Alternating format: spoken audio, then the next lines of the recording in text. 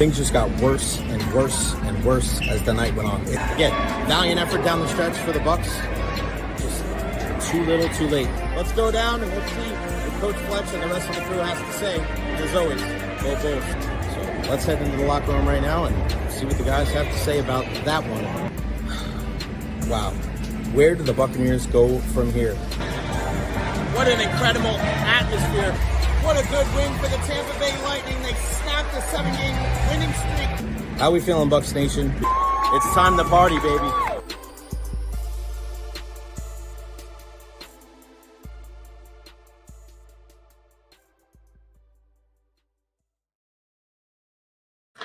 What is going on, everybody? Welcome to the Recher podcast, live here from Amalie Arena. There is a buzz in this building. Everybody is jacked up. They're so excited because the two newest members of the Tampa Bay Lightning are here. They were at morning skate, and you are going to hear what they had to say right here on the Recher podcast before you're going to find it anywhere else. Make sure you follow me on all social media platforms at Recher, Facebook, YouTube, Twitter, Twitch, TikTok. I am everywhere. Like and subscribe on YouTube as well.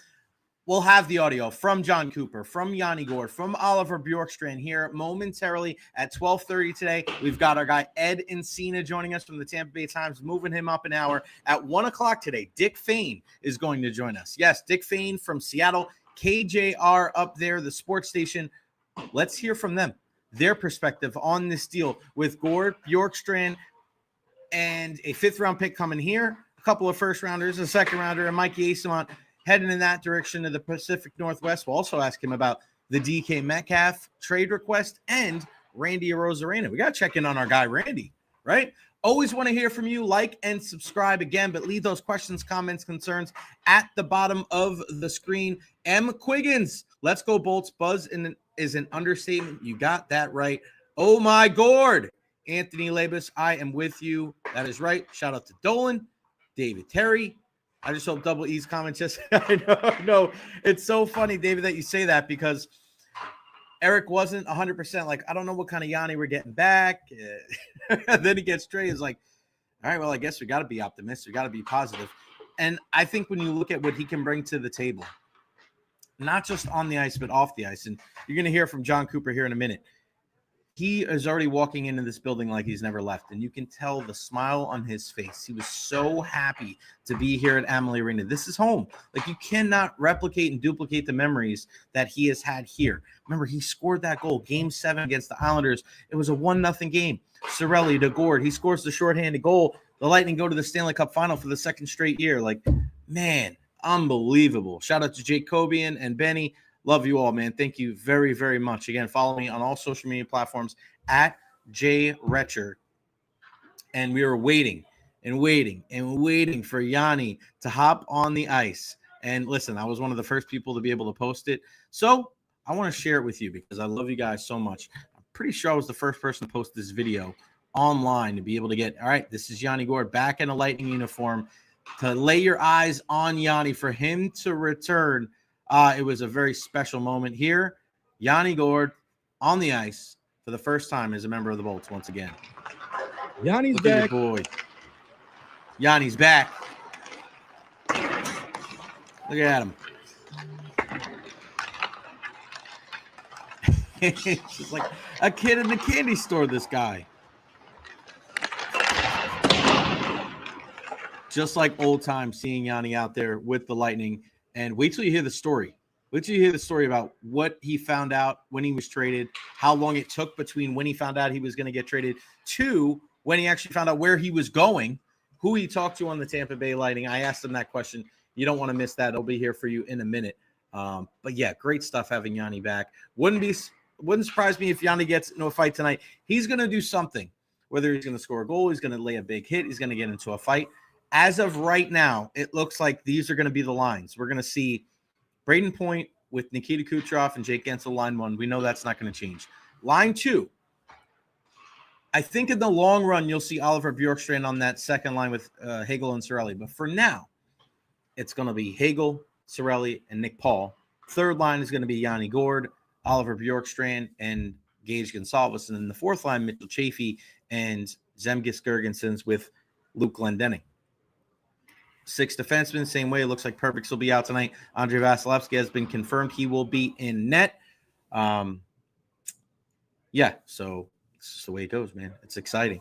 They're on the second power play unit. There was a chat between Jon Cooper and Mitchell Chafee earlier today, and it was probably that. Like, hey, you've done a good job on the power play. Be ready. But, you know, you got Gordon and Bjorkstrand now on that second power play unit with Cirelli, with Paul, with Darren Radish. Yeah, some really, really good stuff there. All right, here we go. Let's start things off. Here's Jon Cooper from earlier today. Here's what he had to say about the deals. This was after morning skate. Here's head coach Jon Cooper. When I pull it up for you right here. Boom, boom, boom. Let's take the fact that Yanni Gourde played here previously out of it. We would still have gone after Yanni Gourde. And he just has a ton of attributes that screams he's a bolt. And he, obviously having the history with them and having the success we had. And he just brings an element that his physical stature doesn't matter. It's the size of his heart, and I think that's why he's such a fan favorite here. And then with Oliver, he's somebody we've watched fill our net for years, so it's better to have those guys on your team than not. He's a righty that will help on a team that was short on righties, so filled some holes for us that for our style of thing to put us in a position to play out and see if we can tinker to make a run. And you mentioned all year about the right-handed shot, the lack on the roster. How important is that aspect of it to have your channel there? Well, it's it's like the time, right? You gotta have right lefty and sometimes you can't have it. It's not ideal, it's manageable, and with forwards it's kind of the same thing. You don't have all that just for everything, great guys, one time, there's so much that goes into it. And so, have that can score, but not give up that defensive side of things, which Bjorkstrand does. He's a responsible player. He just did it and so, but it's a perfect ability of an eyeball and not being able to beat him up. But when you do it, it's great. Those two online guys have to kind of ease them in. You have different ideas, and first game good look. First game good look. They actually had, they didn't play a ton together, but they did play together in the playoffs, and they had really good success. But in the end, it doesn't matter that we're going to play here prior. That he's, our team's different. He's older now, and so you can't. I'm not going to sit here and replicate Gourde, Coleman, Goudreau, because two of those guys aren't here. Be nice. So we'll see how this goes. There's oftentimes players that come in and they fit seamlessly, and other times there's guys that take a little while. Like I remember when David Smart came in, after 10 games, it's still been a struggle for him. Completely different systems. We played previous, and but when he got it, he was a beast for us, and we don't want to cap it out. And so just stay very careful for that. Considering the role that you've kind of been on here the last month or so,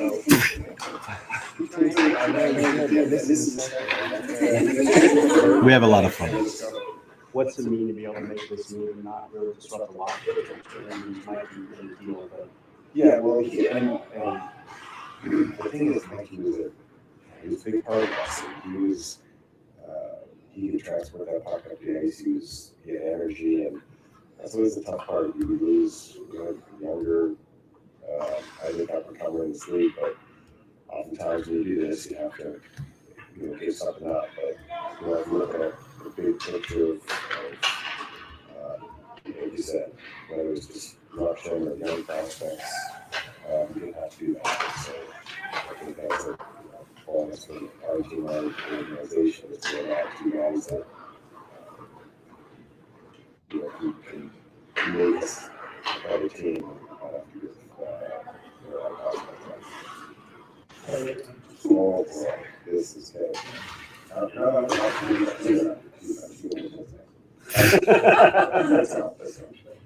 just wanted to know if you could share a snippet of your first conversation with Ford, considering the history there. So the first conversation was, I saw him at a wedding this summer, and there was always other last year, test reads, so every year we last for that,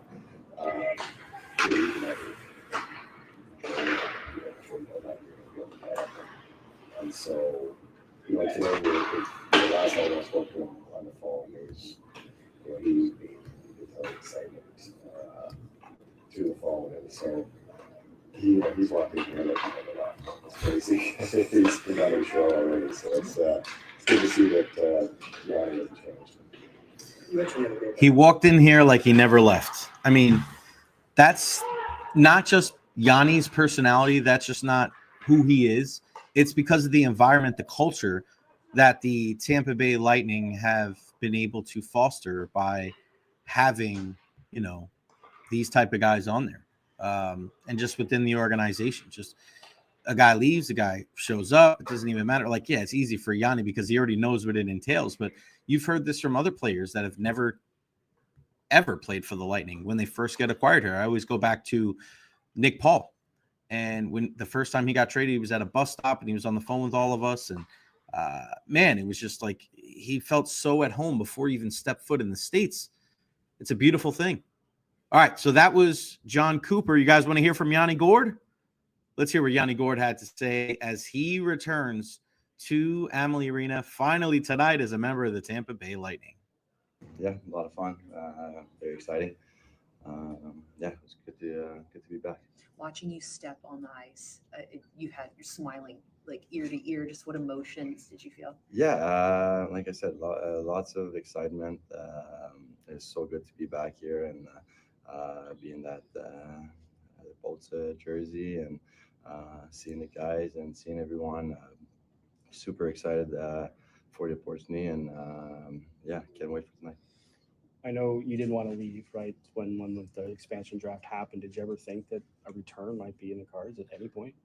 Yeah, I mean, obviously, always let your mind wander if it was if it could be possible. But yeah, this is awesome, and I'm so excited to be back. And yeah, it was my time in Seattle was great. It was a lot of fun, and yeah, but yeah, again, I'm super excited to join this team and win some games.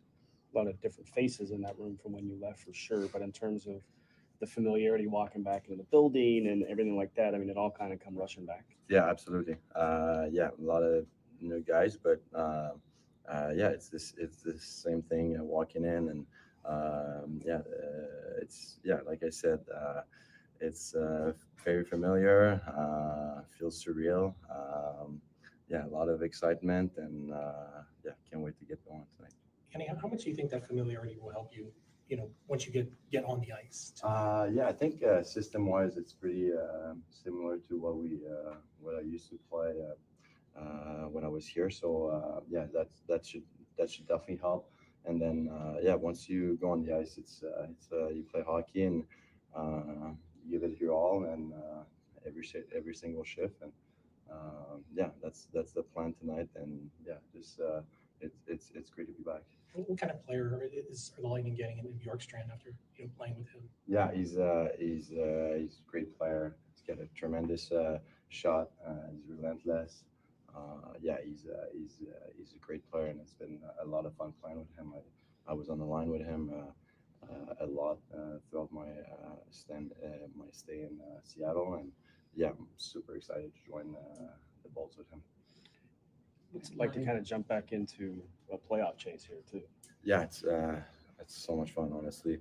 Yeah, playing some great hockey, and yeah, like every game matter, every point matter, every shift matter, and that's kind of how I'm gonna approach that. And yeah, Who was your first teammate to hit you up last night?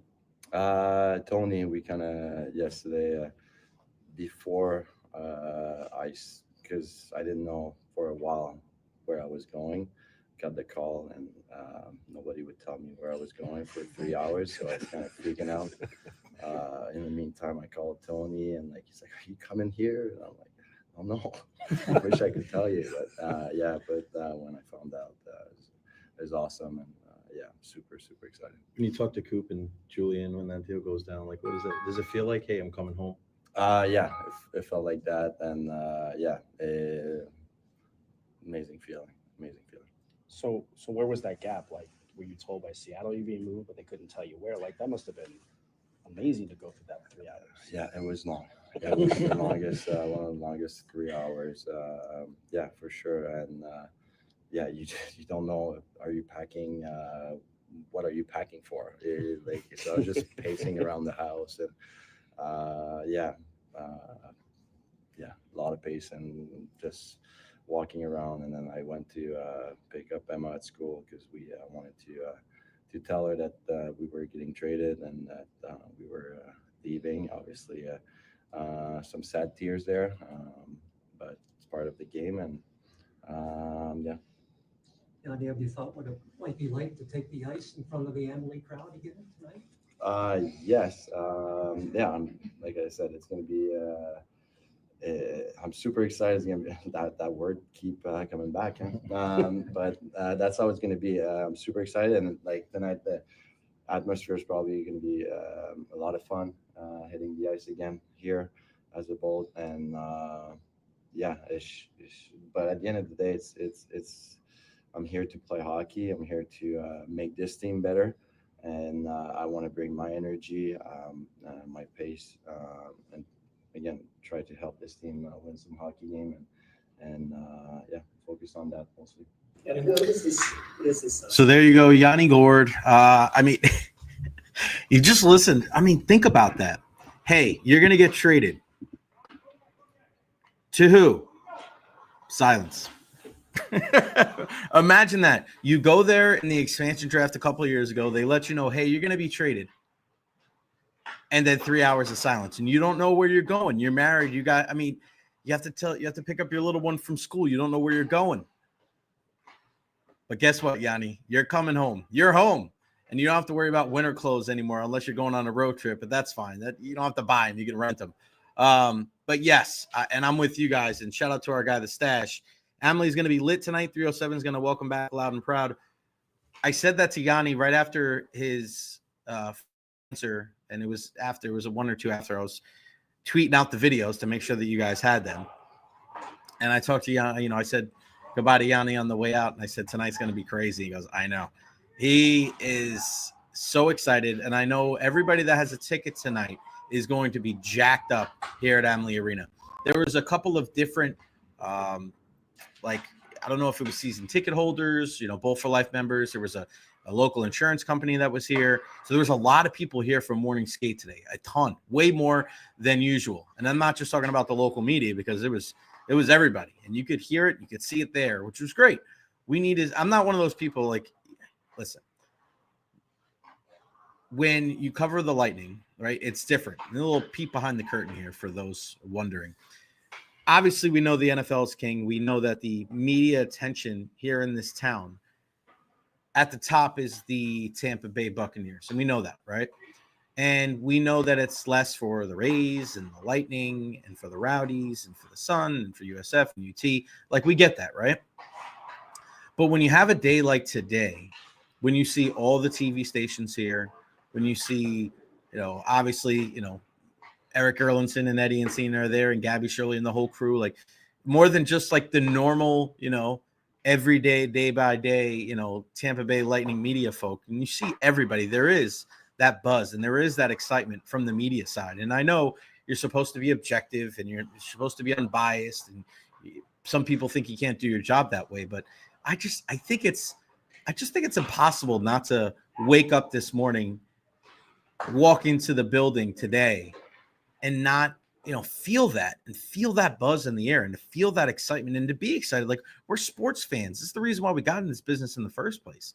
And to be able to see a guy like Yanni Gourde, who's given so many great memories, whether it was at, parade celebrating championships or scoring goals on the ice, getting into fights, playing like a guy that's 6'8", right? Like, seeing a guy like that come back home, like there are a few things that are better than that when you're covering sports and when you're covering a team like the Tampa Bay Lightning.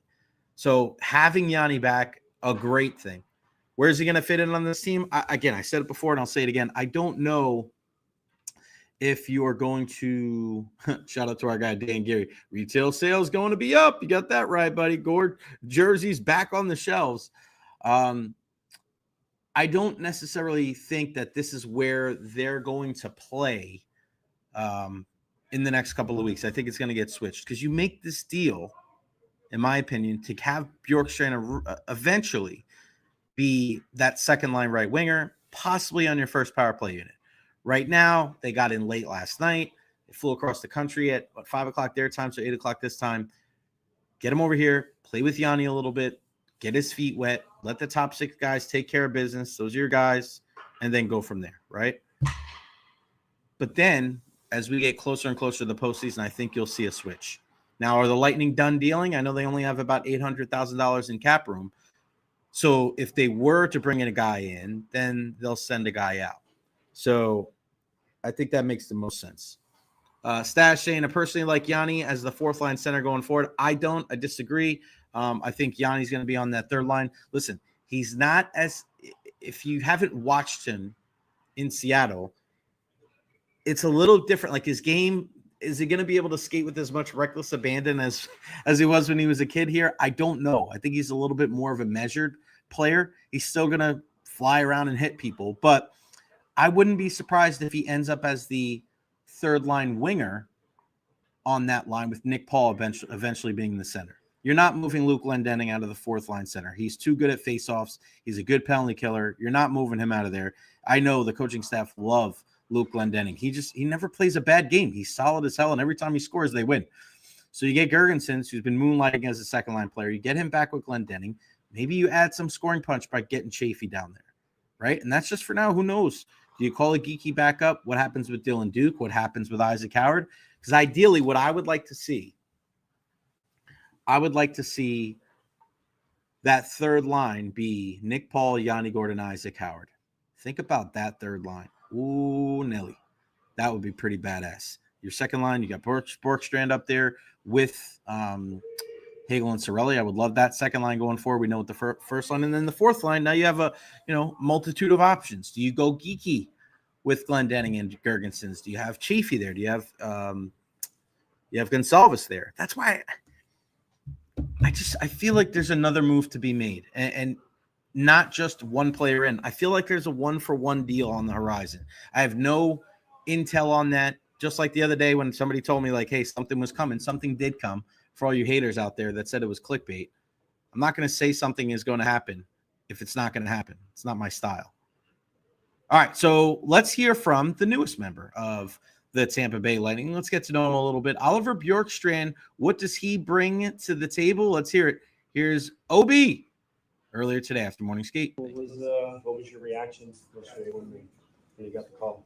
I mean, can't really prepare yourself too much for it, but I see a little bit of stuff leading up to it, so I kind of had it and it could happen. So I was prepared mentally a little bit, but shocked a little bit in the beginning, but also excitement to hear what the team is doing.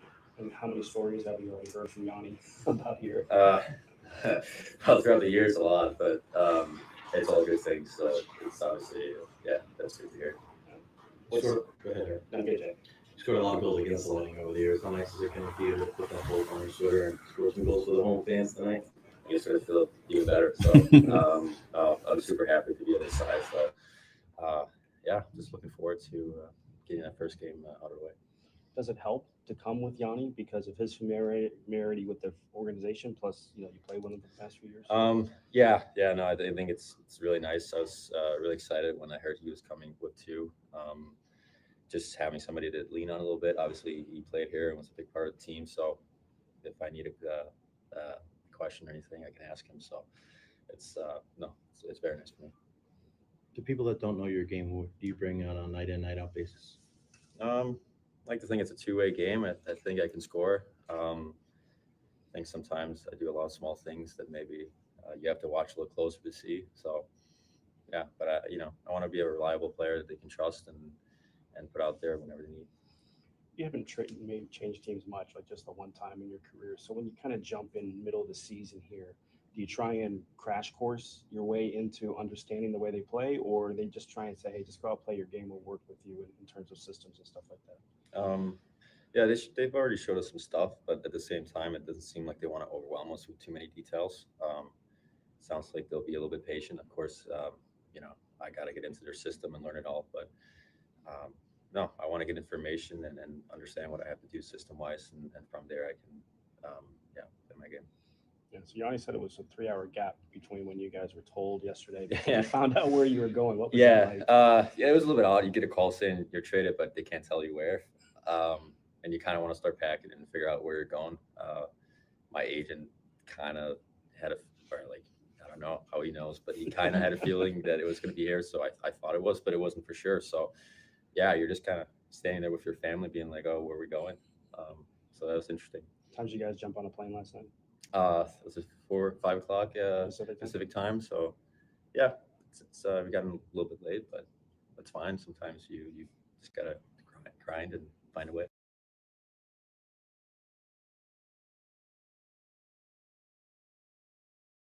I muted my mic there at the end to make sure that you guys could hear what they had to say. Great dude, soft-spoken, been around the league. Listen, coach's son, right? Coach's son. So this guy, he understands the 200-foot game. And for David Terry, does your shoes say, welcome back Yanni on them?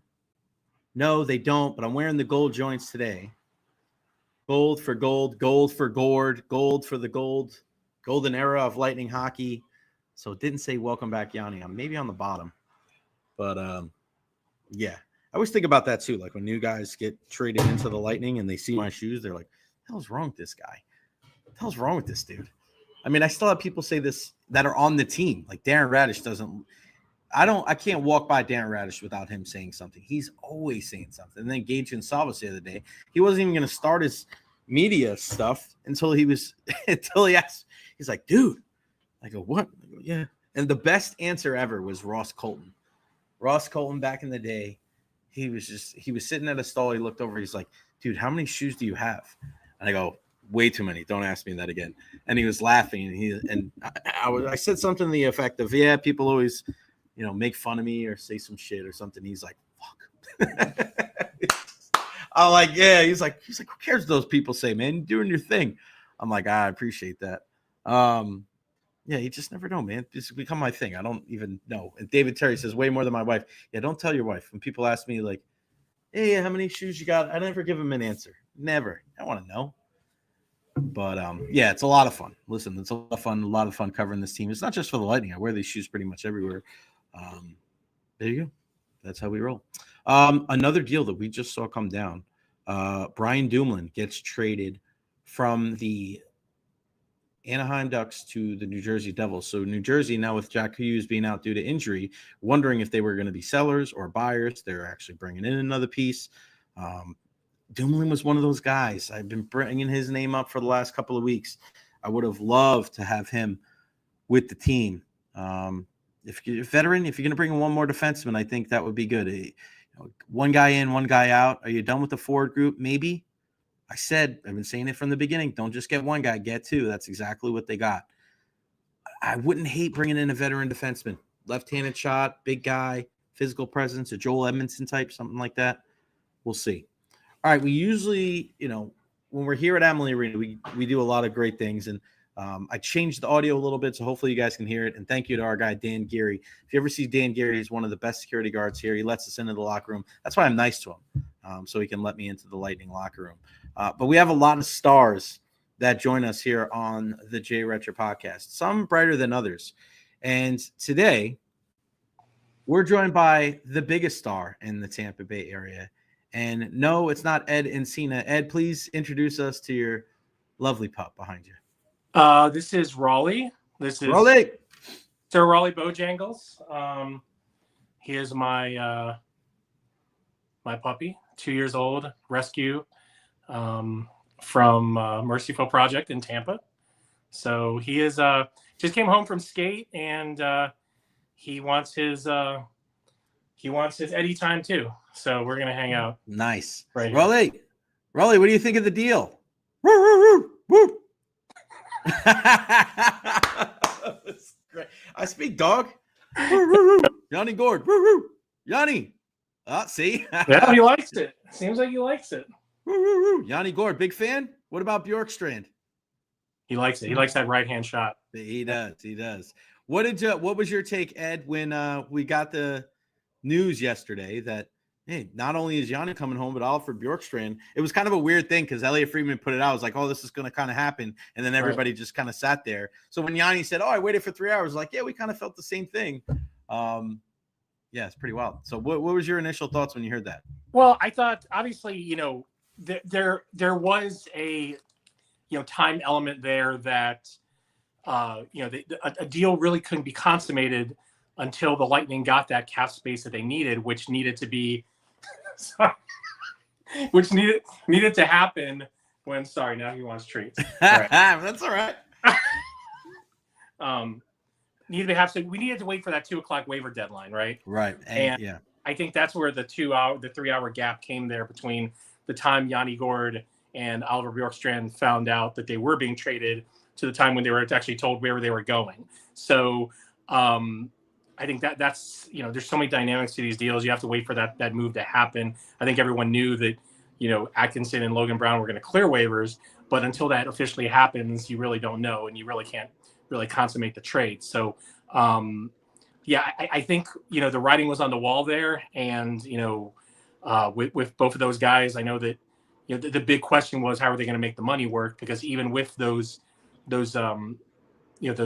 waiver moves clearing, you still need a little bit of help. And, it seemed that Julian Breezeball just called his old buddy Stevie Y on the phone and was able to get the Red Wings to kind of help out with some of that extra money there. I mean, obviously there's some money left over, but when you look at what both of the cap hits were, you were talking 10 plus million in cap annual cap hit space that they had to make. I think they were at seven or eight with the Atkinson move clearing and Logan Brown and that stuff too. So I think that's, you got to wait for all these things to kind of work and play out before the deal's made. But obviously, I think Seattle also took on, I think, what was it, 50% of Yanni's salary, and then Detroit took on, and Detroit took on 25%. So, it's so many things. They're pretty complicated when you think about everything that has to work, and especially the money aspect of it. But obviously, Julian, there are a fresh new set of doors are open for Julian this year because they did have the cap space and they could accrue it. But even accruing it takes time too, which is why, I think that was kind of a good part of the timing of this deal too. You have to get that space, and they carried 18 skaters for a long time so that they could, kind of stash away some of the space that they obviously used. And, now there's still a little bit left, but there's not much left. So I mean, basically a minor, the room for a call up.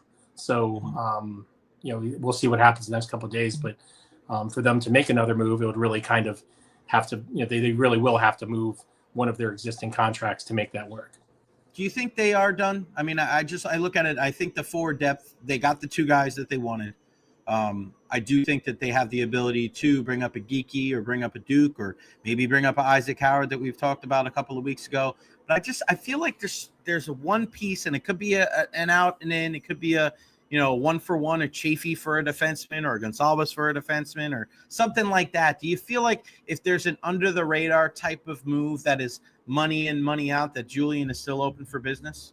Yeah, I mean, Julian's always open for business. I haven't heard it. I can't remember how many times he's told me about that building the team is a 365 day a year job, 24/7. business. He says that a lot. He says that to me all the time too. Right. And he's right. And these guys are constantly working. The scouts are always working. The money guys are always working to try to figure out a way to do it. So, I think you were at morning skate today. When I asked Coop about how, what does it does to a room that they know that this time of the year, everything's going to be done to try to improve the team. And he had a great answer. He said, like, I think everyone in the room expects that almost. It's almost like an expectation. It's no longer a question. So if there's a move to be done still in the next couple of days, they're going to do it, or they're going to do everything possible to do it. Right. And whether that's the big question there is, I don't think there's a question that these two guys add to the depth that they need. Now the next question is, would any other, addition be better than what they have, considering that it would have to be for the most part a move in, move out kind of situation. So that's a big question you got to ask. I think they like what they have in their defenseman's core right now. There is a little bit of depth there, especially on that right side. You have Max Crozier in the AHL. But again, like we've seen it so many times over the course of deep playoff runs, which is what this team is aiming for, is, it just takes one shot off the leg, one bad skate to kind of, to diminish some of that depth that you have. So I think right now they like where they're at, because right now that money that they have left is for depth. It is in the case that you need to bring up another guy who you need, between now and the end of the regular season. Now, obviously, we all know that, once the playoffs hit, it's kind of, wild, wild west. The cap doesn't really matter anymore. You can bring up lots of guys. You can basically stock. And you've seen a lot of teams now do what the Lightning have done in the past with whether it was Nikita Kucherov in 2021 or Mark Stone. I think it was Mark Stone. Right. I mean, like what the Panthers are doing right now with they have tons of cap space now because they put Matthew Tkachuk on long-term injured reserve. So, but if Matthew Tkachuk comes back in the first game of the playoffs magically, they can do that. So, the teams now have kind of seen how that works, and so there's a lot to it right now that. But again, going back to Lightning, I think that, if there's a move there to make, they're going to do it. But I think one thing that's interesting to point out is that, it's very important to note that they've made these moves. Yes, they had to give away draft picks, and Julian had a great answer yesterday about what the meaning of draft picks is to him and to the organization, that they're not all created equal, and that he'd rather have a bunch of really good players playing on this team tonight versus having a bank full of draft picks. But that, they've done these moves without having to really dip into their prospect pool, which I think is better than what it's been the past few years. 100%. We've seen, whether it's, guys who are at the NHL level, like Gage Calvis right now, Connor Geekie, we know that he's a big part of their future. Isaac Howard's in the wings. We've already seen a little bit of a glimpse of what Dylan Duke could be at the NHL level. Ethan Gauthier is a guy that is also kind of waiting in the wings there too. So they have a much better prospect pool than they did maybe when they dealt, two first rounders to Chicago for Brandon Hagel, or even when they made the Goodrow and the Blake Coleman trade. So I think the masterfulness of this deal is that you're able to get two guys who can help you now, hopefully help you later, and also not dip into that prospect pool of guys who you really need to kind of help, down the road. I mean, like Isaac Howard, what he will be, we don't really know right now, but I think there's big expectations for him. Same thing with Geekie and some of those other guys. So, you don't lose any of those things. And I think, as much as the Alec Tuck rumor mill, I really do think was real, Buffalo's in a situation where they need players now. They need guys who can help them, in 2025, 26, 27, 28, like now. They're not really interested in draft picks. I would think, there's a pressure there that they've got a good young core and of good young players, and those guys need to win now. So it's a little bit different. It's all who you're dealing with, and obviously the Kraken, the move with the Kraken worked, and I think you bring in these two guys, and I honestly like what it means for this team, whether it's bringing back a guy like Yanni Gourde, which I think will give a lot of energy, and I think he's still got the same engine, the same kind of motor that you need in the playoffs. He might not be the same guy at 33 than he was at 29, but and And Oliver Bjorkstrand is a guy who I think Lightning fans will fall in love with the way he plays. Right. The shot that he has. He's been a lightning killer in a lot of ways. You asked that question, Coop, this morning is, another thing too is, this is an arms race, so would you rather have Oliver Bjorkstrand helping you in April and May Right. and June, Yeah. or would you rather see him on the Toronto Maple Leafs or the Florida Panthers or, the Washington Capitals, in June? And that is a big part of it too. And we've seen him kill the Lightning in the past. So I think, getting him on your side is a big thing. As the Fallout Boy once said, this ain't a scene. This is a god dang arms race. I just talk to me about the picks for Julian Breezeball. It is kind of funny, right? Because you've covered multiple sports like I have. Right. And there are teams and they treat these draft picks like they're gold. Like there's nothing you can do to touch them. They pet them. They're like, look at my draft picks. Look at my cabinet with all these draft picks in there. And then here comes Julian, and he's like, your draft picks. Right. I don't give a damn about your damn draft picks. You don't care. And I think that's such a refreshing way to look at it, going, if you are that good, you can find gems in the second and third and fourth rounds. You can trade Ross Colton for a second-round pick. You can find a way to restack the cupboard in different ways.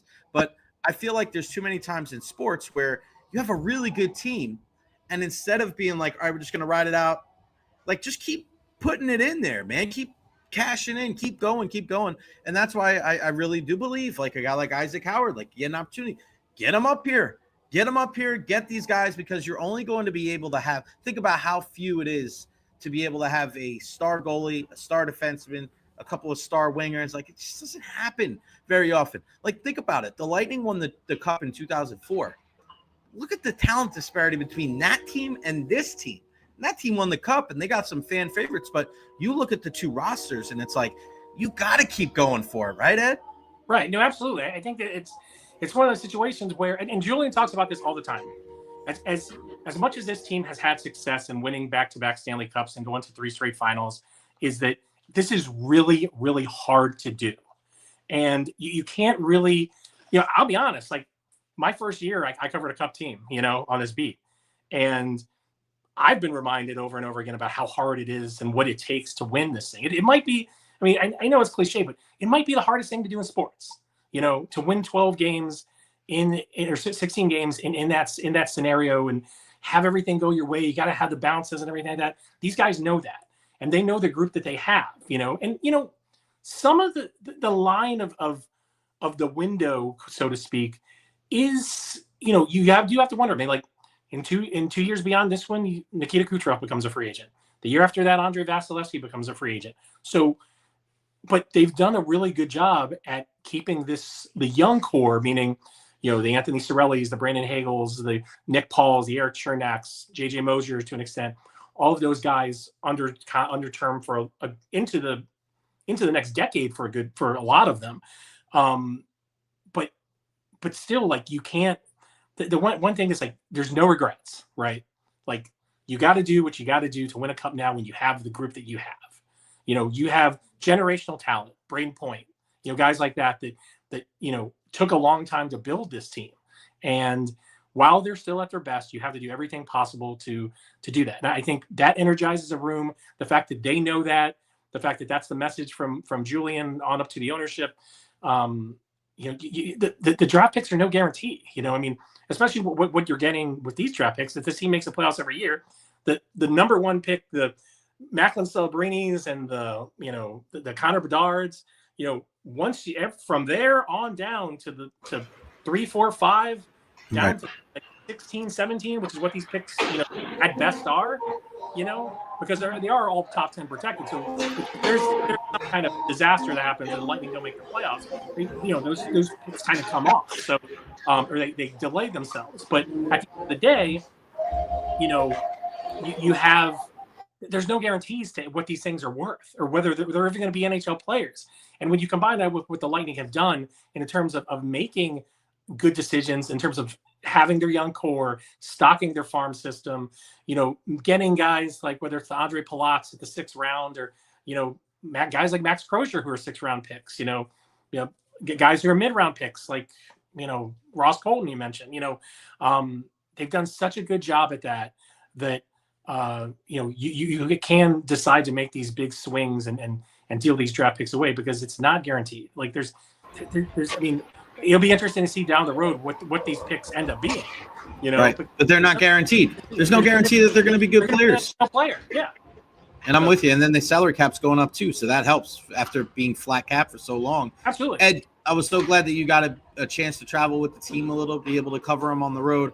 What was the impression? And of course, I think they played well against Florida. They obviously couldn't cash in on the power play, hit the couple posts, but just watching them on the road, because sometimes the game's a little bit different at home than it is on the road. It's on the road. It's a little bit of an us against the world mentality. But when you play well and you play solid defensively, your game travels. So when you saw them in DC, when you saw them in South Florida, what are some of those common threads that you watched and you saw, with them that helped them be successful over the last couple of weeks? Right. Well, obviously it's important, right? Because, it's one thing winning games at Amalie Arena. I think that they've created a really good, home ice advantage over the years there. But carrying that over on the road at this time of the year, is paramount, especially when you're trying to prime your game, for the playoffs. When you're going to win, you're going to have to win games on the road to win in the playoffs, which is something that they really haven't done the past couple of years.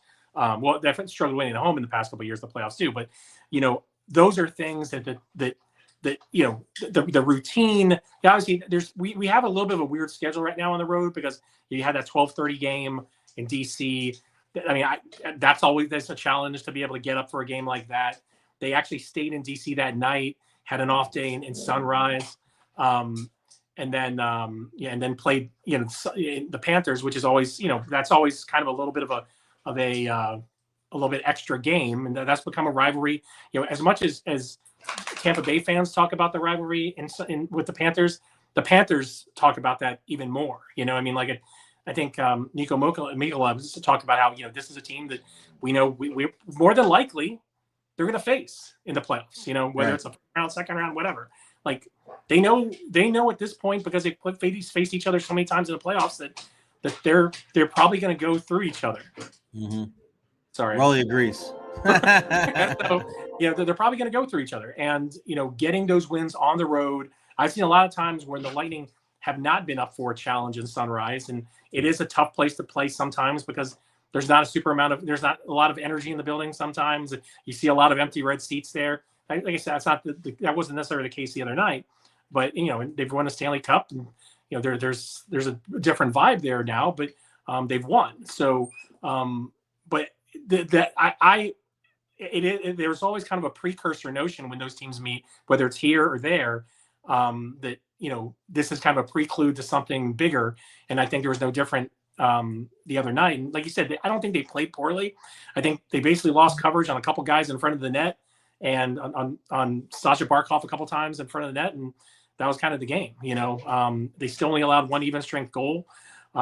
Most nights you allow 2 goals and you're in a spot to win. That was one of those nights where you hit a few posts and a crossbar here, a crossbar there, a puck that hits the crossbar and goes straight down, doesn't cross, and it's a different story. So, but the way this team is playing right now and the confidence that's in this room, you see it on the road and at home. And I think it was important to see it on the road. And the way they kind of reacted to that loss really wasn't a big deal. It's kind of that whole process over outcome thing that we've seen a lot from them over the years is that,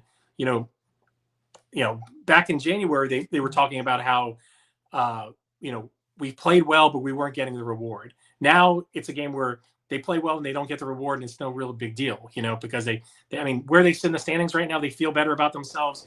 They pretty fine at the bottom of the playoffs, right, to a certain degree with where they're at in the division, who's behind them, and how far back those teams are now.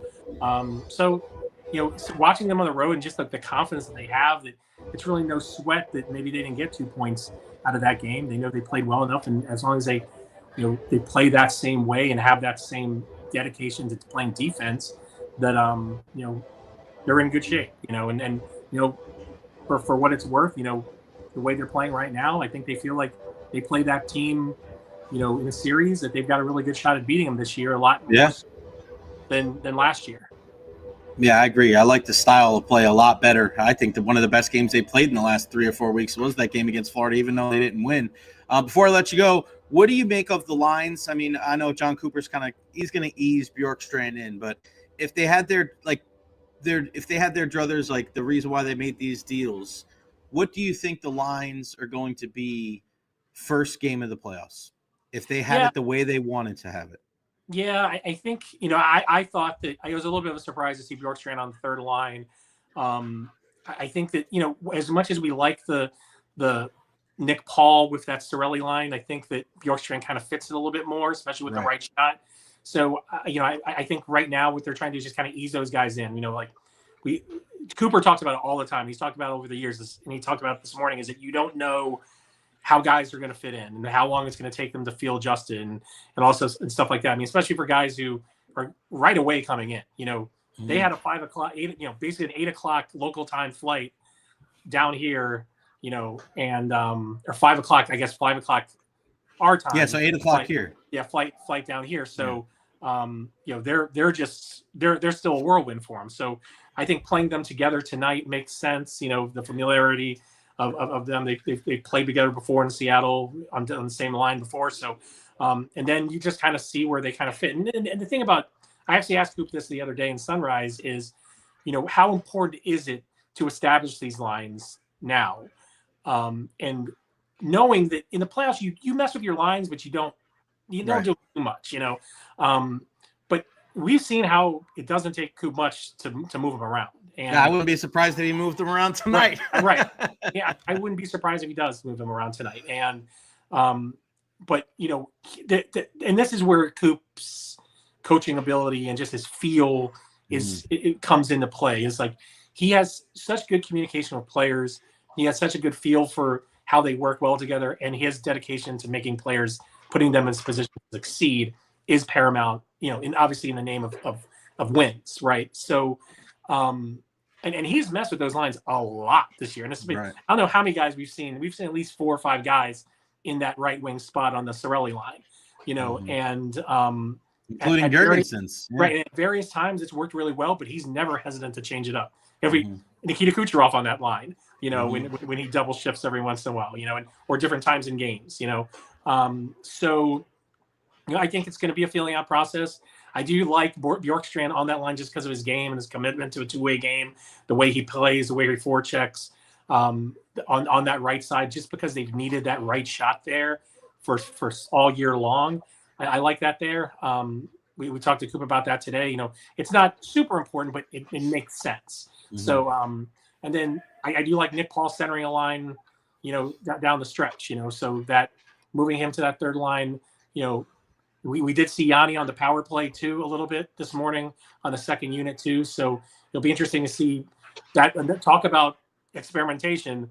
That power play has been exactly that all year long. So we're seeing where he fits in, seeing where Bjorkstrand fits in on the power play. They were both on the second unit today. So, but again, let the guys find their roles. Let them kind of naturally, show that they deserve to be in this spot or that spot. I think that's kind of the mentality moving forward, and just kind of seeing where they fit in, because it obviously this team has played well without those guys, and you want to find out where they can contribute in the best way possible. Ed, what do you got on Tampa Bay Times on the whether it's the e-newsletter or the hard copy? Yeah, so we got well, man, so a lot of trade deadline stuff coming up. Yeah, man.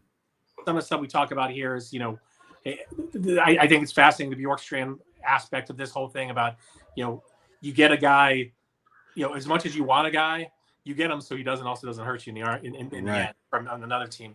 And again, Coop talked about this in Sunrise, like that with where the Lightning are, with the Leafs and with the Panthers right now, basically three points separating the three of them. You see the Panthers make a move with Seth Jones. They've cleared up a lot of cap space too. They could still be in it for something else big. The Lightning obviously made a move to get 2 big players. The Leafs fans are going crazy right now because they haven't done anything and they're getting their ass kicked on the West Coast. So how this all kind of figures out, the trade deadline, I'll be honest, the first couple of years I covered hockey, I hated the trade deadline. And now I love it because it's so much, there's so much coolness to it. There's so much aspect to it. There's Oh, we lost her. Ed. Oh, no. He loved the trade deadline so much that it knocked him off. Oh, man. All right, well. There you go. Ed Encina from the Tampa Bay Times. I don't know. That was so crazy. Somebody from up above was like, no, you don't like the trade deadline. No trade deadline for you. No soup for you. That was so random. That was so funny. I don't know if Ed's coming back or not. He was joining us for 25 minutes, but Into the Void is right. We love you, Ed. Thank you so much for joining us. Sometimes it happened, and listen, we were having this discussion the other day with Dave Andrechuk. Sometimes when you, I think, switch from Wi-Fi to like regular internet or vice versa, that's what messes you up. And that was the problem with Dave Andrechuk the other day. So we love you, Ed. Thank you so much for joining us. Again, go sign up for the Tampa Bay Times. We'll bring it in real quick. Come on. Sorry, buddy. I got a phone call, and I don't know. Oh, it's a phone call. Okay. But, yeah, you said the trade deadline. You love it now. Yeah, I love it now. I was starting to talk about stories that we were doing, but basically I'll look into that. Obviously the dynamic here with the draft picks and stuff like that, kind of delving a little bit deeper into that. Just kind of a full wrap up the next couple of days about what they've done, what it means. Obviously we've got some big games coming up where the Lightning can continue to, punch in some points tonight and tomorrow in was it Saturday against the Bruins, right? That's a big game. Saturday against Boston, man. But it just sounds like we're headed for another playoff matchup in South Florida, buddy. So we got to go to Bo Kemper's, baby. Let's do it. Is that place still open? Bo Kemper's. That's right. Always. Can't beat that. Check them out. Tampa Bay Times. Follow all of our friends at the Tampa Bay Times. But Eddie in the Yard, Ed Encina, he'll be here at Amalie Arena tonight. Ed, you're the man. I appreciate it, buddy. Thank you. Anytime. Thanks for having me, Jay. Appreciate it. You got it, pal. Eduardo, Ed Encina, the man. Again, go follow him. A lot of great stories coming up on the Tampa Bay Times for all the sports, especially with baseball right around the corner with our friend Mark Topkin, Rick Stroud, John Romano, Joey Knight, college sports, and, of course, Ed Encina. He does such a great job. Go follow him.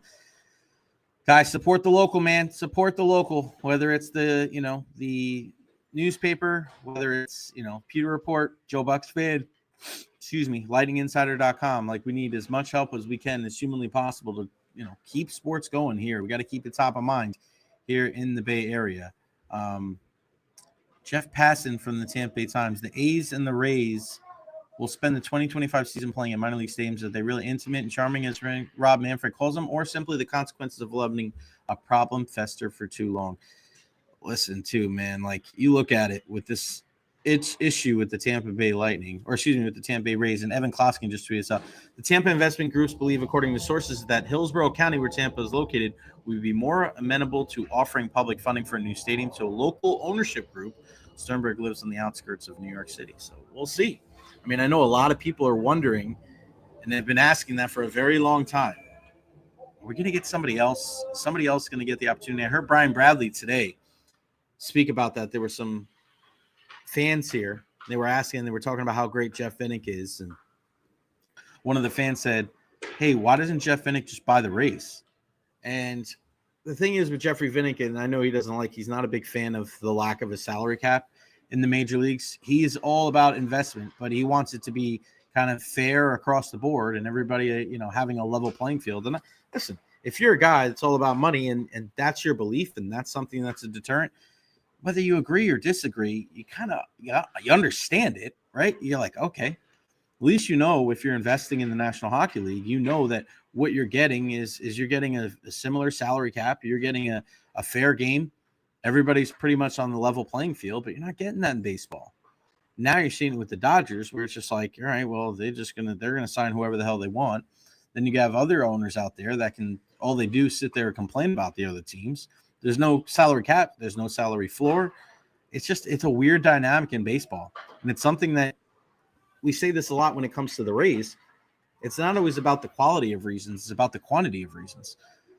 Baseball needs to make sure that they don't give people a reason to get off the highway. They need to make sure that they are making it as easy as possible to consume the product, as entertaining as humanly possible, that every single time somebody turns on a baseball game or has an opportunity to attend a game, that they're jacked up and they're ready to go. Think about how many people go to Lightning games here at Amalie Arena, and they're not diehard hockey fans. They may not know the difference between, a blue chip and a blue line. Like, they don't know any better. But who cares? It's an event. It's FOMO. You don't want to miss out. Like, you're ready to go. You want to be able to say that you went to Amalie Arena for a Lightning game. It's different for everybody. I get it. But when you're struggling, you want to draw new viewers. You're trying to get younger viewers. The attention span of people has dissipated and it's just gotten lower and lower. And you sped the game up by having a pitch clock. Issues like this, do you want to see two major league teams playing in minor league ballparks? It's not good for the game. It's not a good game. You're just watching it. You look at it, you're like, all right, how's this going to go? And I had this conversation with somebody yesterday, a big baseball fan. And, they're looking at it, and a lot of people are saying, okay, well, the Rays, you're trying to pack out 30,000 seats, 40,000 seats, or what have you, and you're only drawing, 10 or 11? No, it should be better because of the capacity for Steinbrenner Field. That's one thing. Here's the other thing. If it's the middle of July and you see rain in the forecast at 5 o'clock, are you going to go to the baseball game? That's a fair question. It's a fair question. I think not a lot of people, but I think there is a portion of people that understand, like, hey, this is part of the gig. You're going to go, bring an umbrella, bring a poncho. It's going to be nicer eventually at 6, 7 o'clock. But that's a reason for people to not want to go. You look outside, you're like, it looks like it's going to pour. I'm not going to an outdoor baseball game. It's hot as hell. It's 97 degrees outside. You're not going to the Dome. As much as people wanted to hate on the Dome, it's a different animal now. It's not going to be 72 and cool every single time. There in Tampa, when you're going to Steinbrenner Field to watch this team play in the Yankees minor league complex. So be careful what you wish for, everybody out there. All right, let's go up to Seattle. KJR's own Dick Fain is going to join us here on the program. Dick, thanks so much for joining us, man. How are you? Good. How you doing? Very well, very well. We just saw Yanni Gourde and Oliver Bjorkstrand joining us here. What's kind of the season been like up there for the Kraken, and what's kind of the overall sentiment there in the Pacific Northwest about this deal? I think the overall sentiment is that the Kraken got fantastic value. I was surprised to see multiple firsts come for those two guys. They've been solid players for this team. Yanni Gourde's been a leader. Bjorkstrand, I would say most Kraken fans would say, has been a bit of disappointment since he came over as one of a major deal a couple of years ago. But honestly, this Kraken franchise through the first 4 years, I mean, it reached its peak in year number 2 with the playoff run, with the big win over the Avalanche, nearly getting past Dallas in the second round. And then it's just really tailed off with 2 very, very disappointing seasons. So it kind of got a crescendo with the Seattle sports fans, and then it's really died off.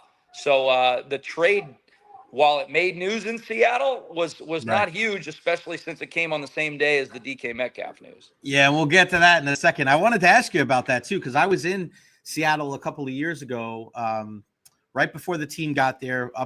Went to Vancouver for the draft, and I was in Seattle, and you could feel the buzz. Has it dissipated? Has it dissipated a little bit when it comes to? Oh, he lost it. Somebody probably called him. Oh man, same thing happened. Same thing happened to Dick. What happened to Ed? Somebody called at the same time. But I'm really interested about that to see if it has changed, right? Has the attention dissipated there in Seattle? Because I was there a couple of years ago before the team got there, and there was a lot of excitement. But unfortunately, it just sounds like, on a day like yesterday when you make that big deal, he's still not there. We're going to keep him in the studio and see if he can come back. We'll bring him back in a second. I guess he got a phone call. That's what happens sometimes. It's funny how we can go a couple of days, maybe even a couple of weeks with no issues, right? And then all of a sudden, like we have 2 in 2 days, or 2 in 1 day. Just the way of the beast, man. It's modern technology. Everything happens for a reason. But we'll get Dick back here in a second. That was a good chat when we started. We'll get him back in a second. So, yeah, you hear some of the people on the ice right now, the Rink of Dreams going. There was a very spirited morning skate from the Buffalo Sabres. They were ready today. They're fired up. They know what they have to do to be successful, tonight against the Tampa Bay Lightning. They got to be able to match that energy. They've been reading all the press clippings. They were understanding. Just click back on the link. Get you in.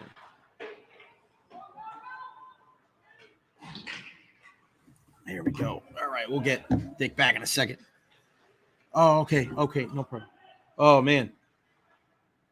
Go ahead. Man, so an emergency. He had to go.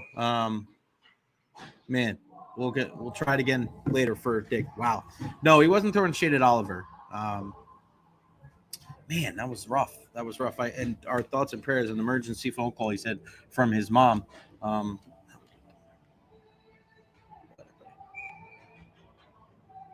Take care.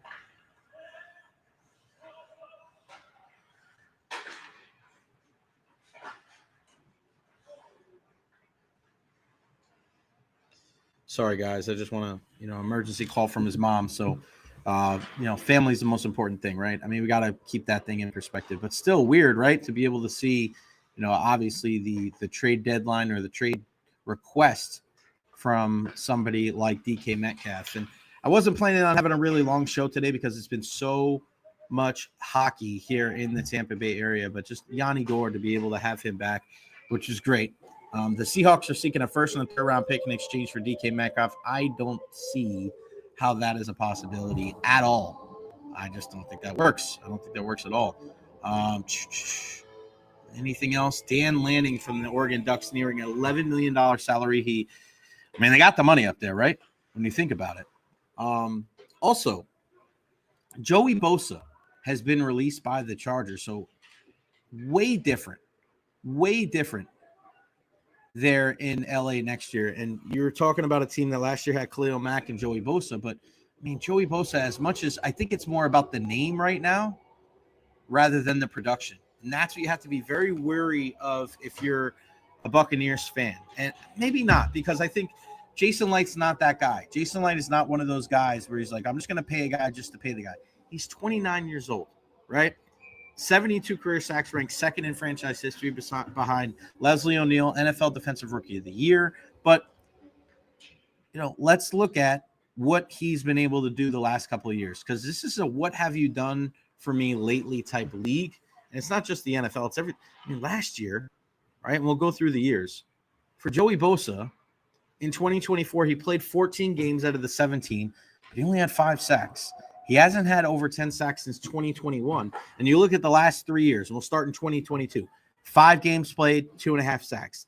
2023, 9 games played, 6.5 sacks. Last year, 14 games played, 5 sacks. I don't know. Do you want a guy like that? Do you want a guy that is going to be banged up? I don't know, man. I don't know. It's tough. One thing that Jason Light has been able to do over the years is to make sure that he's not tying himself up with long-term bad contracts to free agents. You'd rather say, man, I overpaid to keep a guy rather than to do something like that. So I don't know if Bosa is a good fit. Would I prefer Mack over Bosa? Nah, unless it's cheap. I'm not paying a bunch. I got to be honest with you. Not paying a large fee I'd rather you pay some of these other guys to keep them in-house. I admit to being a fair NHL fan and only watch the Lightning in the playoffs because it's Tampa team, but I'm excited about this trade for this player. Bjorkstrand, yes, used to kill the Lightning. I wanted to get to Carlos. I know Carlos had a question here. For us more casual hockey fans, is Bjorkstrand a pretty big name? He was mentioning he was a bit of a disappointment up in Seattle. Good question, and I understand why. So here's the thing. When you're Seattle, and I've said this, they had a bunch of guys like a Jordan Eberle, a Yanni Gourde, a Oliver Bjorkstrand. They had a lot of guys, Calle Yarncroke. They had a lot of guys that were second and third line players. They didn't have a lot of superstars. And listen, while you may be a good team and you may be tough to play against, and you may have some success, like Dick said there, hey, they peaked in year 2. But you're not going to have long-term success that way because you got to be able to put the puck in the back of the net. Now they had Shane Wright. That was a high draft pick for them. He really hasn't, he's gotten better, but they don't have top-end talent. That's the thing. When you look at these teams and you look at some of these players that are like legit big time guys, and look at the teams like the Austin Matthews of the world, right? You look at Alexander Barkov and Matthew Tkachuk, right? Like big name players. Mitch Marner, big time players, guys that are playing right in the Four Nations. You have the Braden Points and Nikita Kucherovs and Victor Hedmans. Like these are top tier guys, all stars, international players. Like as we say in soccer, like you didn't see that much with Seattle. A lot of second and third line players. So while you're consistent and while you're going to have a good year or two, I mean that's not long term success because you got to be able to win when you don't have your A game and when guys get injured. So for them, listen, I think Seattle, not bad, but they really need to, I think, come back down to earth before they start rising up again. You can tell some of the interest dissipate. You heard it there from Dick. I don't think he was taking a shot at a guy like Oliver Bjorkstrand. I think that was just kind of the nature of the beast, just the reality of the situation. So there you go. All right, so make sure you tune into everything I got going on here over the next couple of days, next couple of weeks. Lightning hockey, we're getting closer and closer to the postseason. It's kind of wild that it's March already, March 6th, right? I mean, it's crazy. I'm like, where did January and February go? It flew away quickly. All right, so I was just planning on having a short show today because I was on a lot yesterday. So this is what's going to happen sometimes here, and I did, Carlos, see the new Rowdies kits drop this morning. Incredible. Did you guys see them? We'll see if we'll play them for you or bring them up here for you guys. Aaron Guillen right here, the white and then the green. Let me see. 50th anniversary kits. There we go. We'll play that one for you guys. Boom, boom. Oh, hold on. Let me bring it up on another page here so you guys can see it. There we go. All right.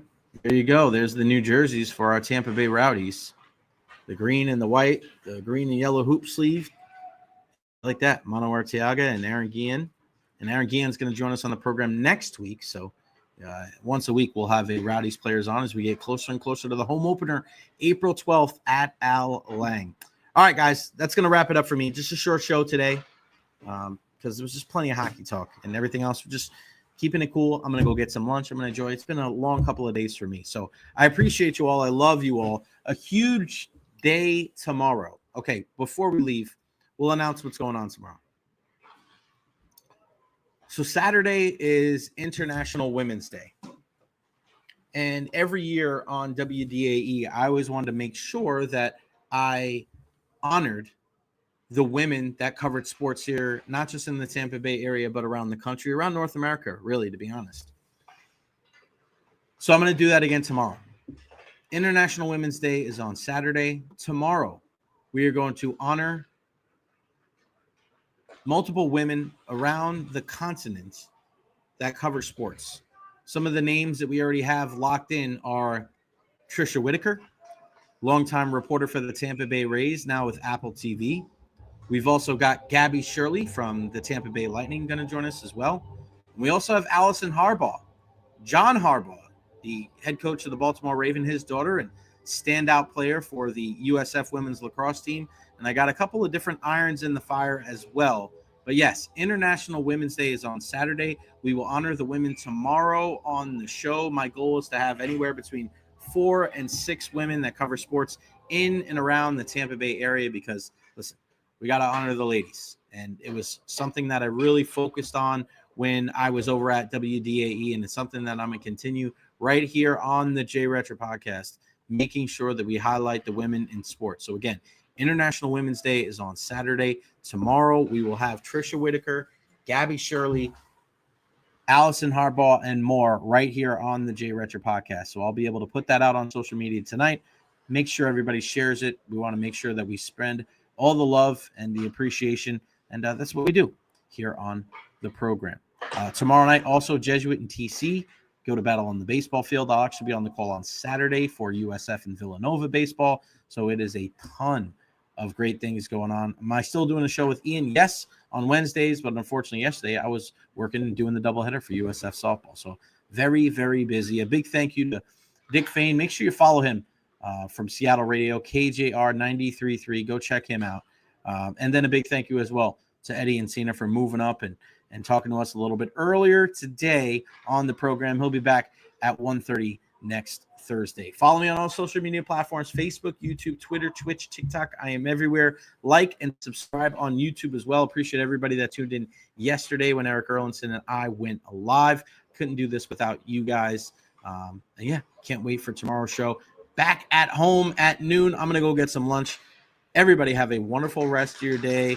Of course, go Bolts. Welcome back, Yanni. Hello and welcome, Oliver. We'll see you guys tomorrow at noon right here on the Jay Recher Podcast. I am gone.